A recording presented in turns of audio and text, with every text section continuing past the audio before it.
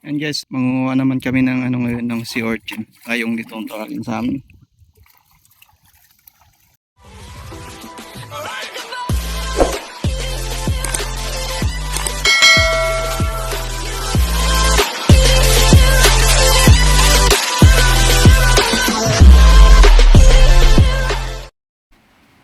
So dito guys, manguha kami ng sea urchin dyan, at yung brother ko na lang yung nagsisisid, no? Siya yung mas magaling manguha ng ganyan.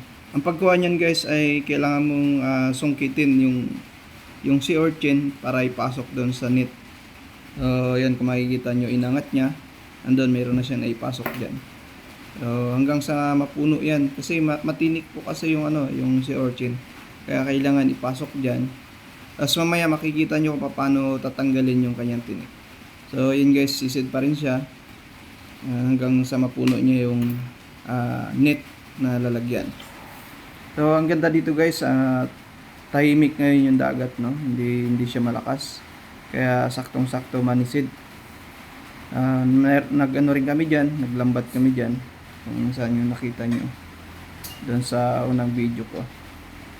Ayun, ilalim na naman siya.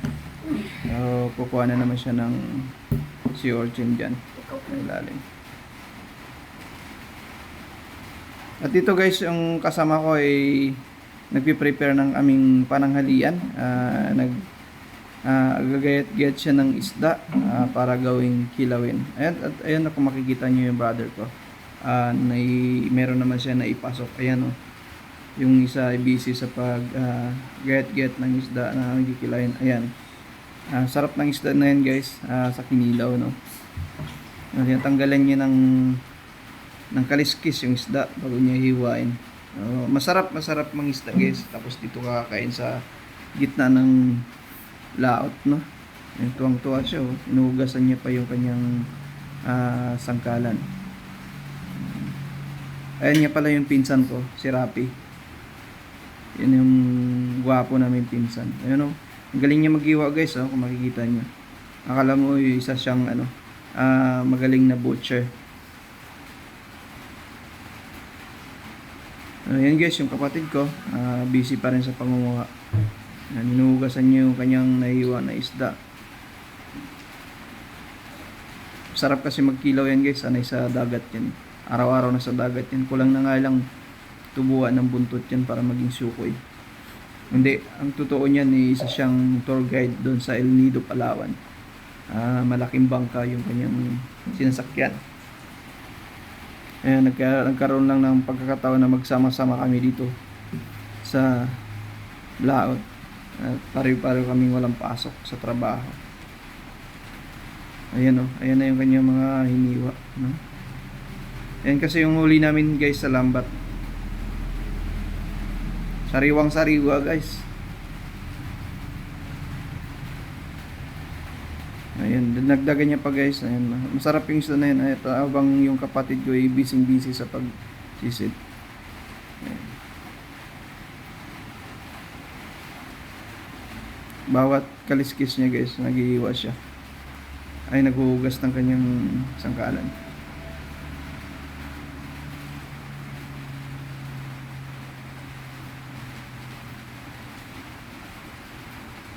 Ayan. Mapupuno na ng kapatid ko guys yung net, no? Ayan, papunta na siya. Ito na guys yung gagawin namin para matanggal yung tinik ng sea urchin.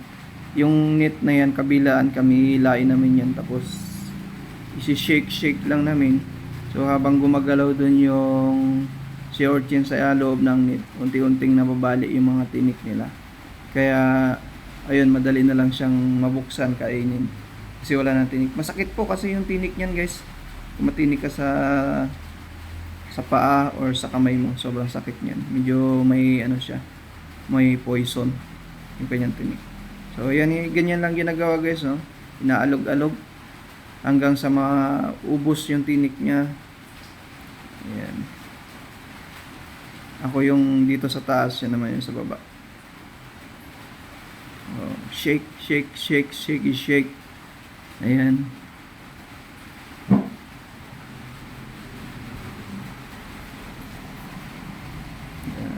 Pati yung dagat guys na ano na nagsishake na sa sobrang lakas ng pag-shake ng net.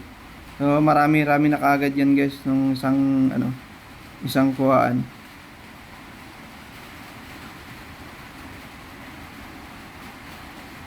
So masarap mamuhay guys sa dagat, no?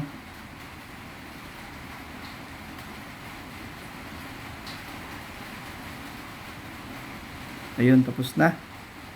Ayan. Tapos na namin. Natanggal na yung mga tinik yan guys, no? At itong pinsan ko, busy pa rin sa paggawa ng kanyang kilawin. Ayun, tapos niya na siya maghiwa. Ayun, hinugasan niya na yung isda sa dagat lang. Malinis naman yan guys. Ayun, malinis din kamay niyan. Kanina pa yan langoy ng langoy sa dagat. Ayun. Magpiprepare na yan ng pang-asim guys. Ay, nalaglag pa.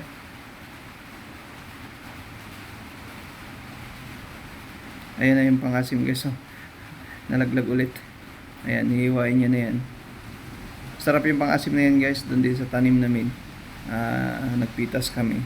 Kaya, yan. At pinapaabot ko yung lalagyan ko ng si Orche na tanggalan namin ng tinik. At ito, itatapon ko ulit sa kanya yung mga pang-asim na meron pa dyan sa lalagyan. Ayan.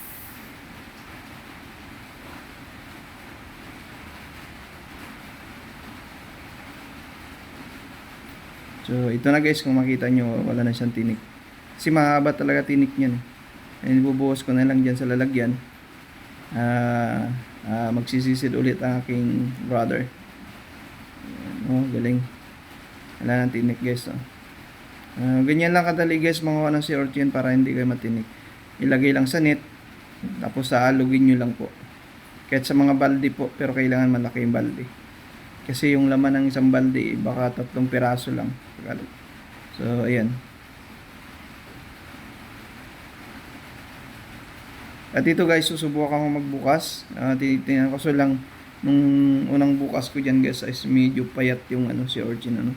May mga time kasi na season din yung ang pagiging mataba nila. May mga buwan na payat, meron ding mataba. So, ngayon ay medyo payat yung pero masarap naman yun guys. Yun lang konti ang laman. So, ito guys, nagbubukas na ako dyan. Ayan. Ganyan magbukas guys dyan. Yan, masarap yung sabaw niyan eh. Ayan. Inuugas. Tatanggalin mo yung mga buhangin lang yan guys. Ayan. Tanggalin mo lang yan. Tapos uugasan mo lang. Hanggang sa matira yung laman. So, ito na guys. Yan ang laman niya. Pag mataba kasi yan guys, kulay dilaw yan. Pag payat, medyo kulay brown lang siya. Konti ang laman.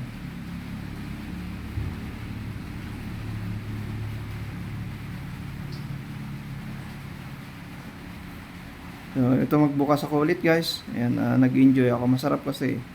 Lalo may pang-asim. Para talaga di sulod.